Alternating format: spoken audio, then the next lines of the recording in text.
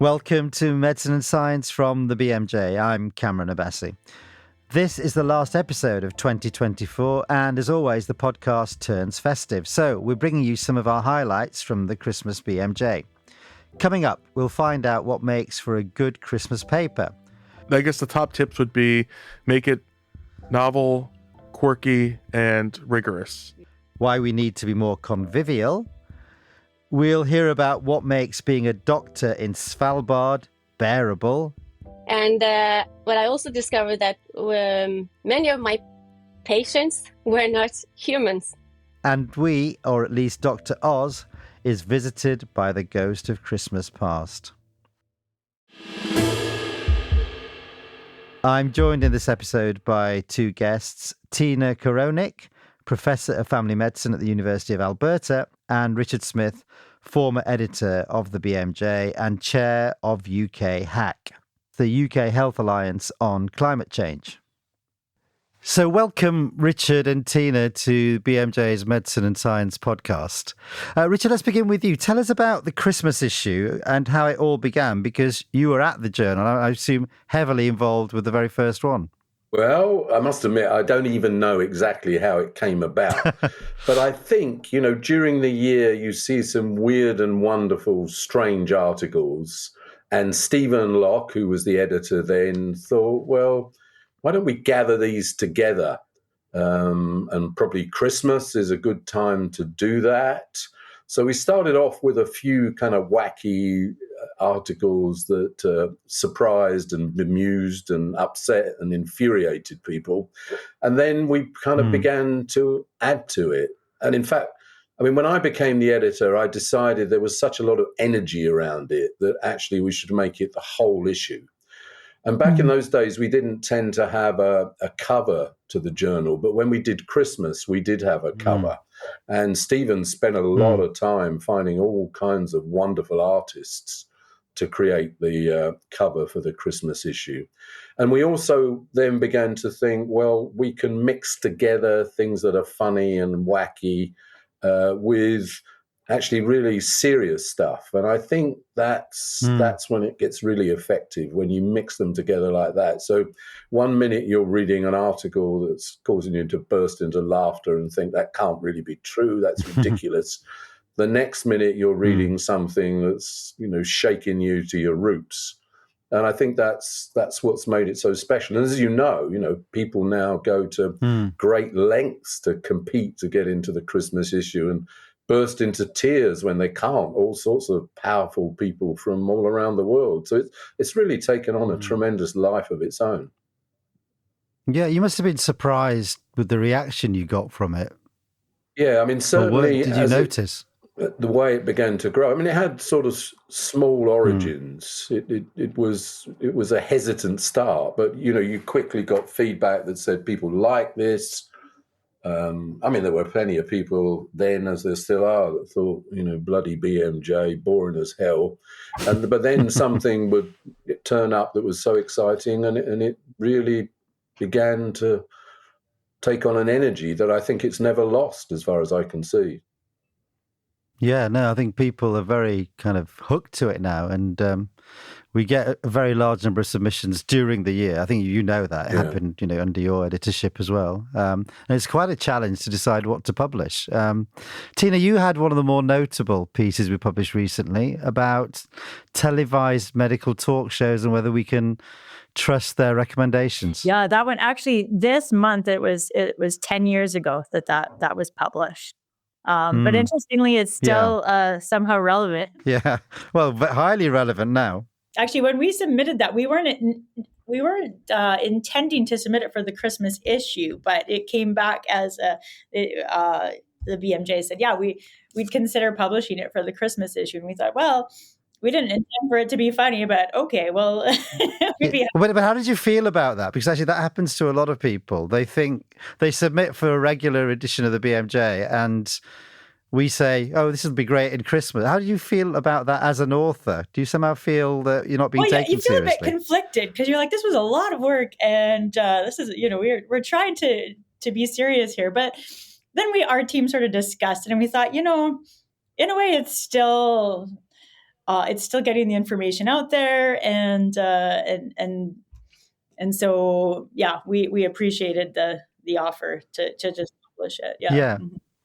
So tell us a bit about your paper then, for I think people might need reminding about it. Yeah, sure. So that came about, over 10 years ago, when televised medical talk shows were really quite popular, and we would do a lot of evidence and knowledge translation, and we'd go talk to groups of docs, and they consistently would say to us, what do we say to our patients when they come in with these things they've seen on televised talk shows? Because we don't know what the evidence is. And so finally, our team just said, you know what? We were asked so many times, we're going to sit down and we're going to watch these shows, and we're going to try to come up with some semblance of what's being said, what are the recommendations. And so that's what we did. We recorded, many of those shows, sat down and watched, looked at the recommendations that were being made, which was, an average of 10 to 12 recommendations a show, and then tried in a pragmatic way to look at what is the evidence around those recommendations.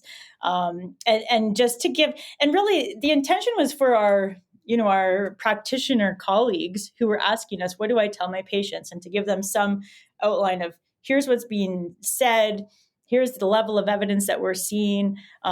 And then looking at when recommendations are made, are the recommendations made with any specifics? Like, is there any sort of magnitude of benefit that's being suggested? Is there any harms, or, all those things you'd expect from your doc? Yeah, I'm going to ask you about your findings. Richard, I'm going to come to you in a minute because, of course, you're a one-time famous TV doctor, and I wonder if your recommendations have ever been scrutinized. Tina, what did you find when you did this? What we found, and I'll just generalize, but we looked at two different medical talk shows because we wanted to sort of be fair and look at what was available out there. And on average, maybe about 50% of the recommendations had some evidence to support them. What, that many? That seems quite a lot. Though I do notice you include case studies as evidence. I dispute that. I might send a rapid response to this paper now. I don't blame you. I sort of dispute myself. But we were trying, because like we talked about, it would be very easy to sort of attack all the recommendations and say there's not good RCTs for these. And we recognize that even in practice, we do things that don't have RCT evidence. And we're trying not to be too critical, believe it or not. Right? Sure, you're being generous. But carry on. You started, about 50% of them were supported by, let's say, a paper. By a paper. And then we had a committee who sat down and said, do we think this is believable evidence, right? And we were sort of, people don't like all the terms we necessarily use, but we were trying to be very pragmatic. Like, as a group of evidence-based docs, do we think this is believable? And when you looked at believability, that number went down even further. Right. Okay. And the shows you looked at were the Dr. Oz show and The Doctors. I mean, outside North America, people might not know what those shows are. Tell us about them. So those were quite popular in the day.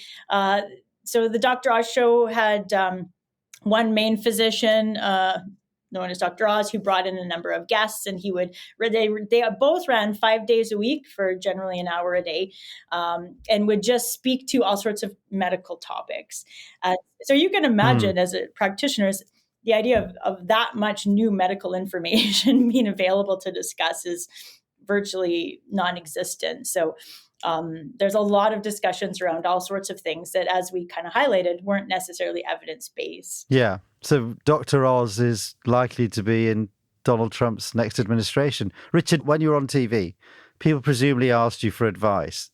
And, often the BMJ way, as you've championed yourself during your career, is, it's not always a straightforward answer. It kind of depends. But in that setting, people want you to say something quite definitive. How did you handle that? Yeah, well, I mean, I used to be on BBC Breakfast Time for 4 years when it first began. So this is back in the early 80s, a hell of a while ago. And then I did a couple of years on TVAM, and I used to be on 2 or 3 times a week.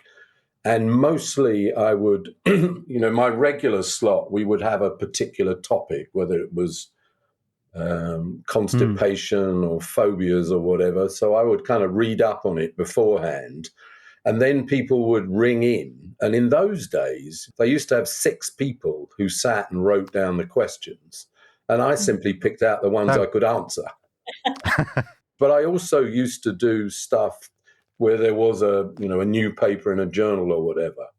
And that could be very tricky at times. But I remember particularly the paper that was published in The Lancet about the contraceptive pill being linked to breast cancer, which was really the first time that, people had ever heard that.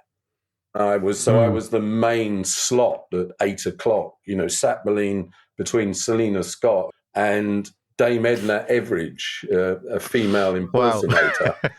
And after a while, because it was the nature of the program, I was desperately trying to find, what to say about this. How serious is it? What should you do? What does it matter? Which was very, very tough because there was no guidance, no editorial. And then they turned to Edna Everage, who was in bed, wearing a sort of nightdress, and said, well, what do you think? And she said, well, I find that as long as I keep the pill between my knees, it has 100% effectiveness and with no side effects.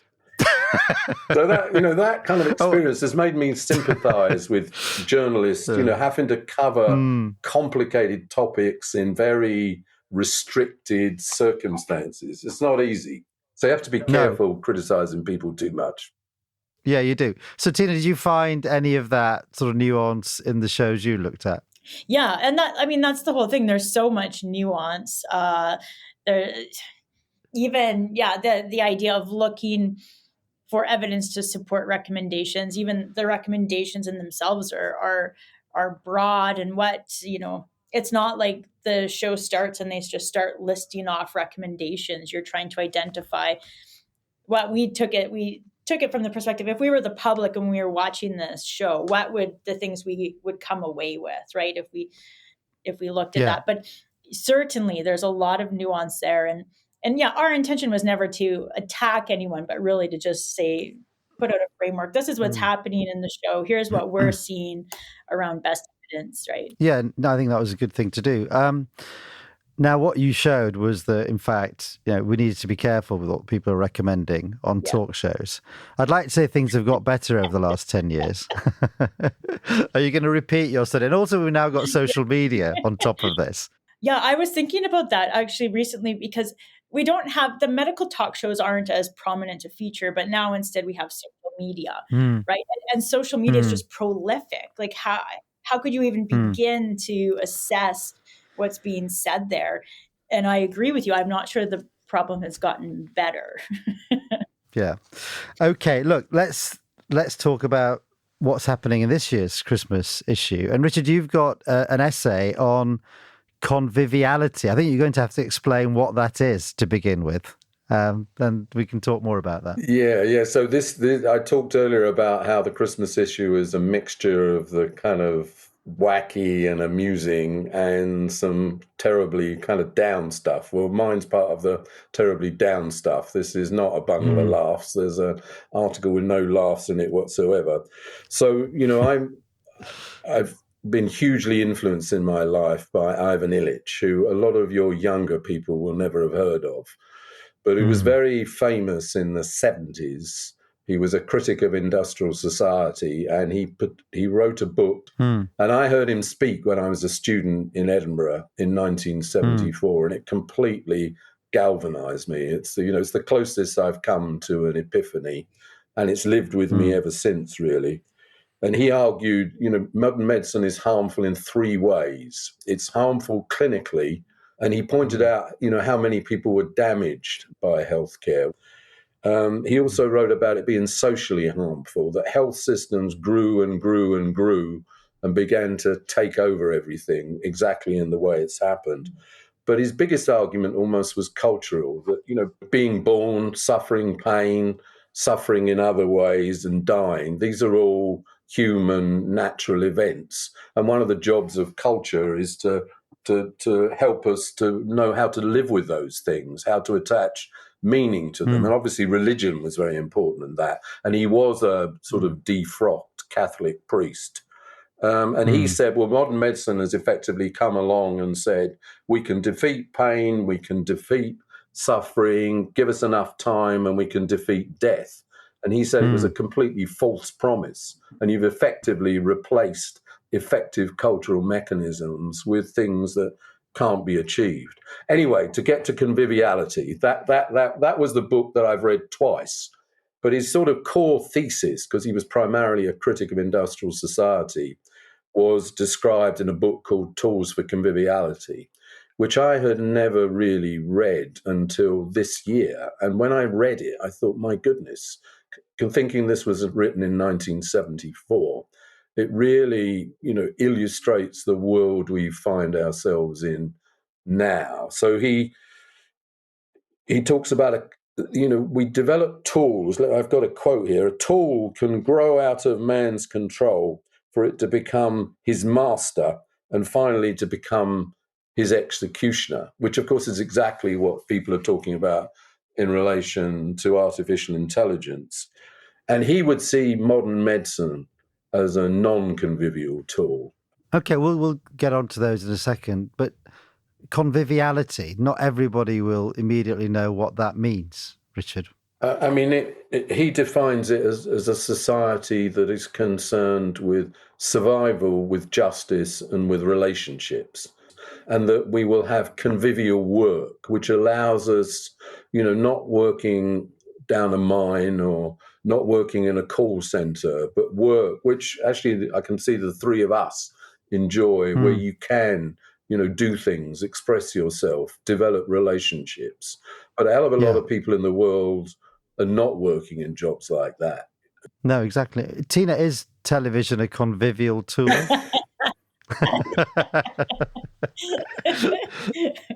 Yeah, I'm not so sure about that. Yeah. It's an interesting concept. You talk, Richard, about treating the sick, but I think in medicine this huge focus on prevention. Like in medicine, we can prevent all the sicknesses too, right? Which is not a bit of a deception, but we spend a lot of money and time trying to do that as well.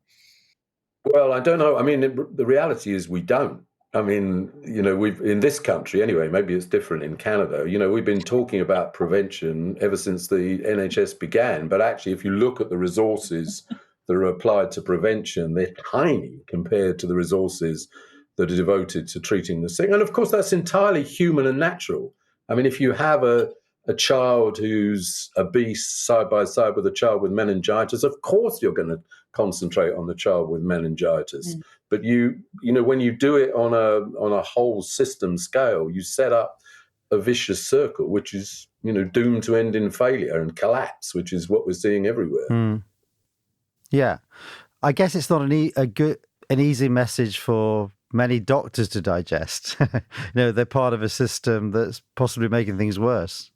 Yeah, but I think unfortunately a lot of doctors are well aware of that. The way that we've put so much emphasis on hospitals and drugs and treating the sick. Of course, our health system is not a health system. It's a sickness system. And ironically, it sucks up all the resources for things that really are important. As is widely acknowledged, and there's evidence here, Tina, I must convince you of this, that about 10, 20% at the most of health, however we define it, is the result of healthcare. Most of it's the result of environment, lifestyle, genes, other factors. Exactly. And by sinking all this money into healthcare, we're taking away from things that are actually important for health. So we've set up a vicious circle, ever more unhealthy people to treat in a sickness system. And I think a lot of doctors recognize this is a kind of craziness. We need to somehow back out of this. But of course, it's easy to say, extremely difficult to do. Richard, you talked about 6 ways in which, you can achieve this balance of life. Tell us about those. Well, no, he's not really.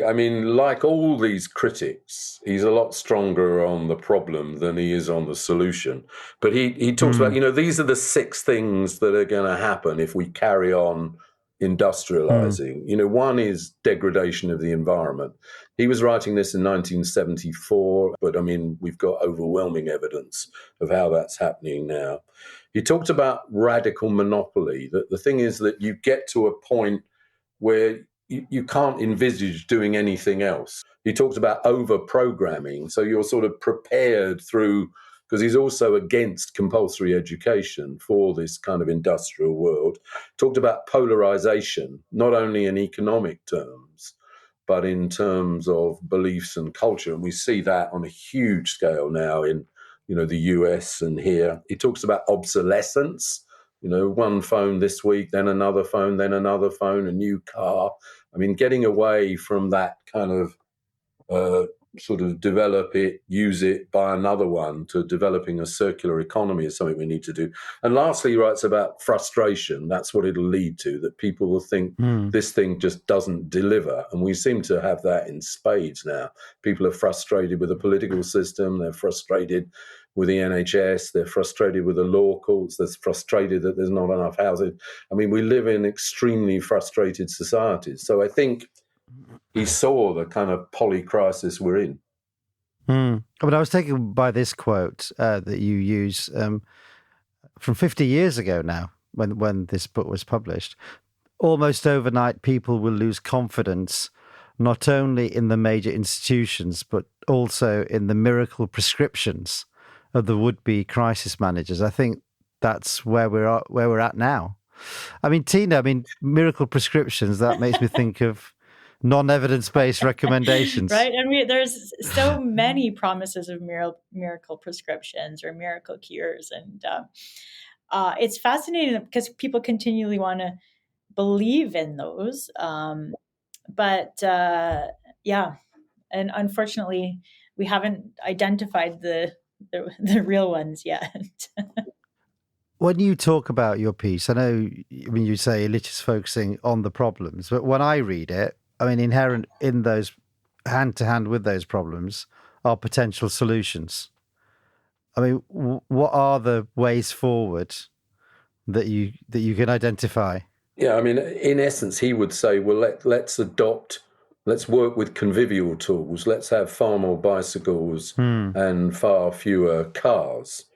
But when I was thinking about it in terms of what does it mean for health, I think it means a lot more emphasis on relationships. I think that's something we've kind of failed to recognize in the NHS, just how important relationships are for health. More physical activity, an emphasis on meaningful work, not demeaning work, much more of a plant-based diet, community strength. That's, again, easy to say, hard to do, but strong communities have good health, much more self-care, having a wide range of healers, and ultimately fewer hospitals, fewer drugs, and less tertiary care, which that's the tricky bit. Now, how are you going to get away from that? Once you're in this kind of setup we are, with the radical monopoly that says this is the only way of doing things, it's very difficult to get out. No, exactly. Tina, I finally managed to squeeze some recommendations out of Richard. Might you evidence check the BMJ podcast at some point? That'll be my next project. Yes. Yeah. What are you planning? You're cooking something else up. There's so much. Without getting political about it, rich material in the US at the moment, and possibly for years to come. It's sad to say. There likely is. I think our team has decided to steer away from that for various reasons. So now we focus more on, instead of, say, critiquing groups for not providing evidence-based recommendations, we are trying to solve the problem. So working towards creating guidelines based on best evidence that talk about magnitude of benefit, risk, all that. So where we identified the problem, now we're trying to be part of the solution.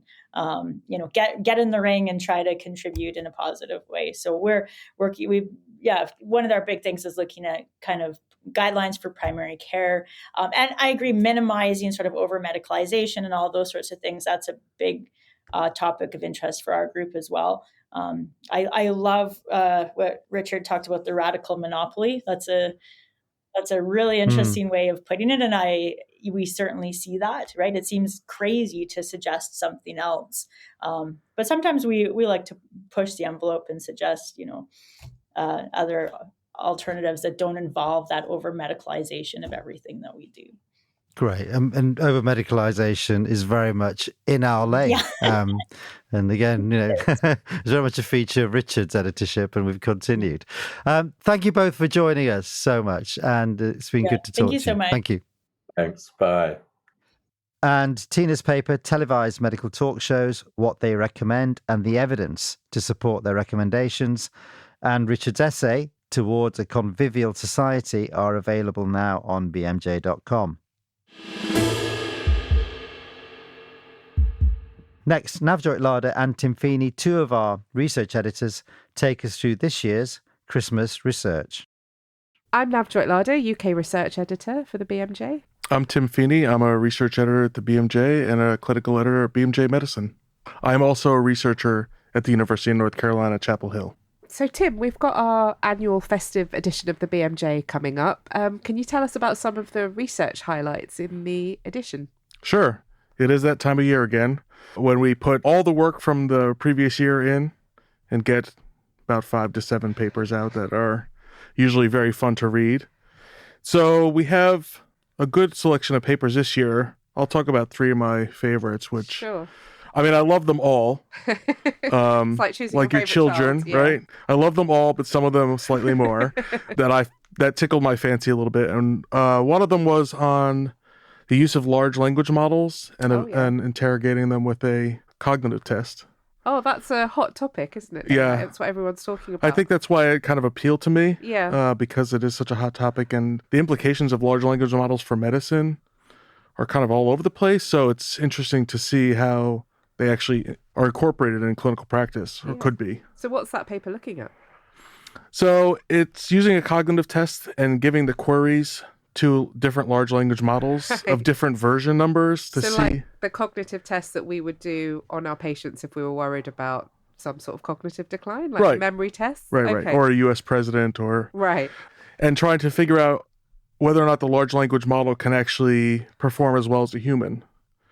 And so, interestingly, it found that older versions of the large language model did not do as well. Right. So you might say that's like an older person, but more recent versions did much better, but still not quite up to the level of a human being. Right. So we haven't been surpassed quite yet. Right. And so what do you think the implications are for that finding?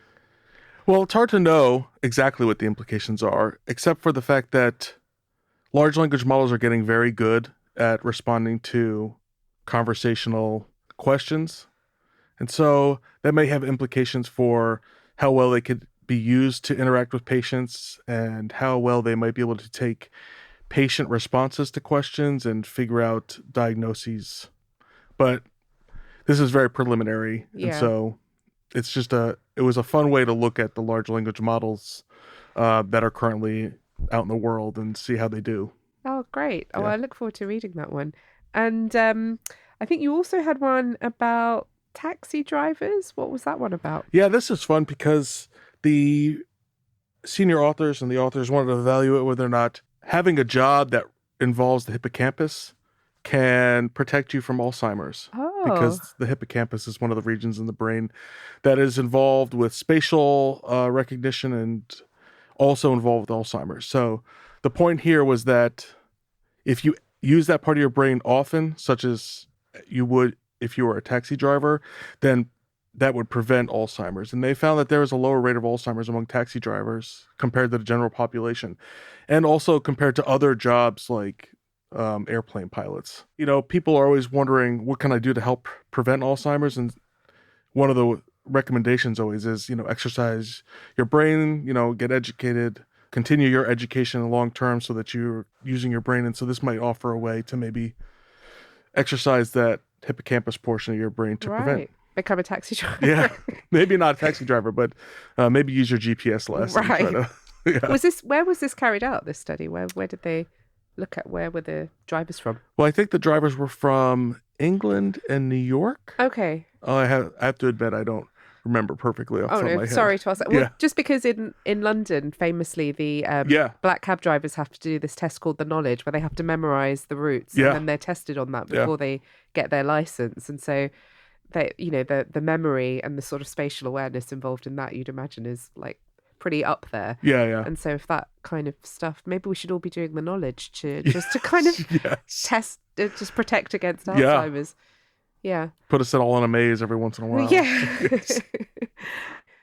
So that's also interesting because you'd think pilots earn more than taxi drivers. So did they adjust for anything like that? Yes, they did just for socio-demographic information. Okay. So, income, age, sex, race, ethnic group, and educational attainment. Okay. Yeah. Oh, that's good to know. So all of that, I guess, will be in the paper if people want to go and look that up. Yeah, if this sounds interesting, I would go read it. Yeah. I thought it was very fun when I read it. Any other highlights that you want to mention? Well, I come from a surgery background, and so I would be remiss if I did not mention the paper about dexterity. Oh, tell us more. So this was a paper that evaluated in one center how well different specialties and hospital workers did on a little dexterity test that was, I think, bespoke for the paper. What they did was they recruited from different departments, and they were able to say, oh, how quickly can you finish this dexterity test, which is like a little loop that goes around a wire that buzzes if you touch. Oh, yeah. Yeah. And so if you were able to finish that in a certain amount of time, it suggests that you have slightly better dexterity than somebody who is a little bit slower. And so they found that surgeons had higher dexterity, which obviously you would hope that they would find that was the case. You use your hands every day. Yeah. They also found that surgeons swear more, which anecdotally I can say is probably if anyone knows a surgeon, they'll probably resonate with that message as well. So Tim, how do you know that swearing isn't the cause of good dexterity? That's a good question. How would you study that? How would you study that? I don't know. That's a good question.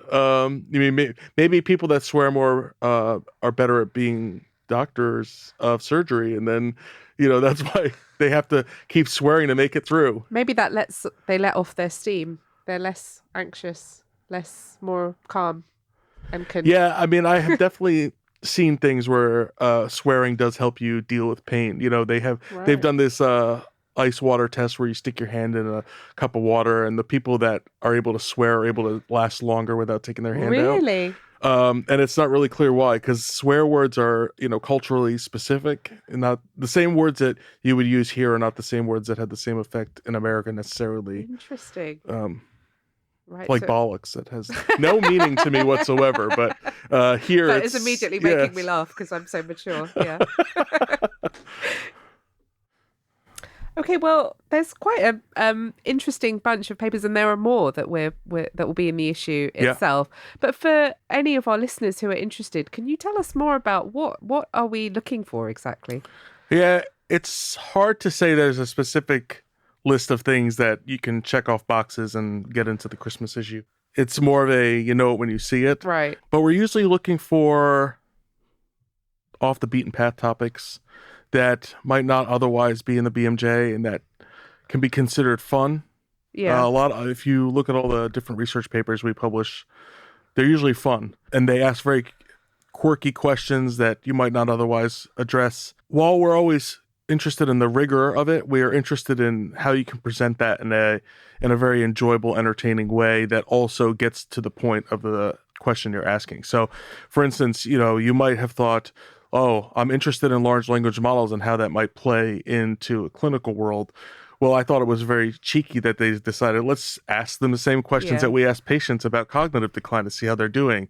Or, the paper on taxi drivers is very interesting. Oh, well, we know the hippocampus is involved in this disease process. Do people that use their hippocampus a lot, would they see a difference there? So these are kind of questions that you might think of that would normally not be something that you might pursue. Well, in this case, pursuing them works out because then we all get to a benefit. And so it's something, when I first started doing this, I was told these are the kind of papers you might want to read after a big meal on Christmas and just sit back and enjoy an interesting question interrogated rigorously. And so that's what these are. Yeah. And we hope that people find them to be a very nice way to end the year, especially if you've had a rough year or, a rough holiday. So for any of our listeners who are maybe coming up with ideas about, fun research questions that have some health relevance that they maybe want to pursue with the Christmas edition of the BMJ in mind, do you have any top tips for for potential submissions? Well, it has to be a topic that we haven't really covered before, and it would have to be a topic that wouldn't be something that is specialist material. So if you could see it being a regular issue topic in a subspecialty journal, that probably is not something we'd be interested in for Christmas. I would say that sometimes it can be very difficult, and I'd be willing to help. So a lot of times authors will email me and just say, I have this idea. Does this sound like something you'd be interested in? And I'm happy to reply and offer some suggestions if that helps. Yeah. It doesn't guarantee anything. So even if I say, yes, that sounds like it's interesting, and you go through the work of doing it, it might still get rejected, but at least you know that you're not way off the beaten path. Yeah, before you sink all that work into it. Yeah. I guess the top tips would be make it novel, quirky, and rigorous, because it's almost much funnier when something preposterous is evaluated with the same eye toward rigor as a regular paper. Because it's just absurd. The way you can hone down on evaluating a question that you might have just otherwise discarded as silly. So if people are interested, I think we have guidance for authors on bmj.com. Yep. Yeah, well, we look forward to reading those research papers in the Christmas edition, whether it's after your Christmas dinner by the fireplace or wherever. There should be a fun read. Yeah, I hope everyone enjoys it.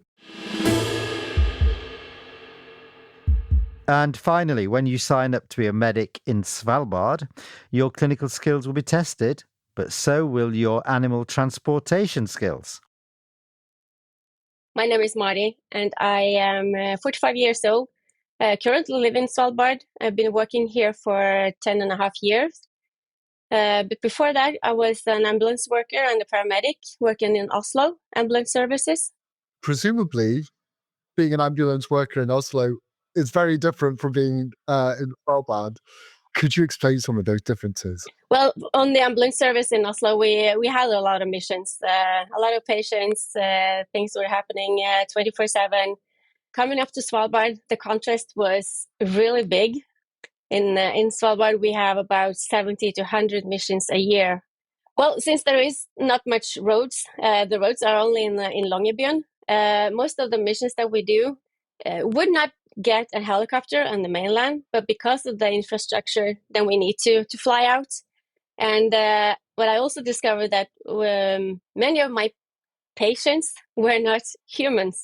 So that's also a big difference. I bet. And you mentioned that your different patients, and that's what you've written about. Describe to me maybe the first time that you had to encounter and transport a polar bear. In the beginning, it took a while before I saw my first polar bear. I thought it was really scary. They are scary. But then there was one bear that was around the city, and we tried to scare him off, but he wouldn't stay away. He just kept coming back. So then we had one veterinary people from the Polar Institute together with us to tranquilize the bear and put him inside our helicopter to fly him away. So that was really interesting and exciting experience to witness.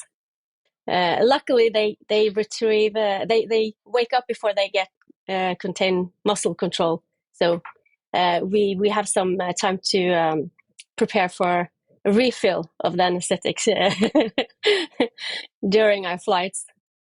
And people might be surprised, but in a way, I suppose moving polar bears is public health in Svalbard.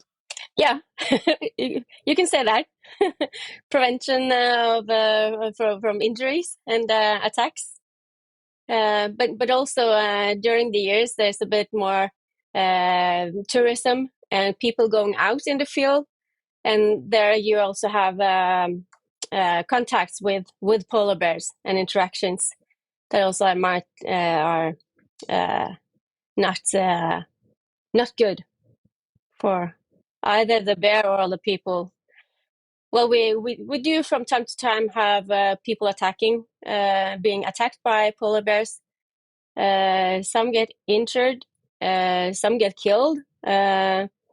If we need to be sat down by the helicopter to treat the patient on ground, and the helicopter needs to leave, then we need to protect ourselves with weapon. So the anesthesiologist and the rescue swimmer are equipped with a revolver, 44 Magnum, for polar bear protection. I haven't heard of any other service that requires to carry a revolver at your daily work, but that is something we need to have, to be able to treat patients in the remote areas when the helicopter cannot be around. That's it for 2024. We wish you a very Merry Christmas from everyone at the BMJ. We'll be back in 2025 with more medicine and science. Until then, I'm Cameron Abbasi. Thanks for listening.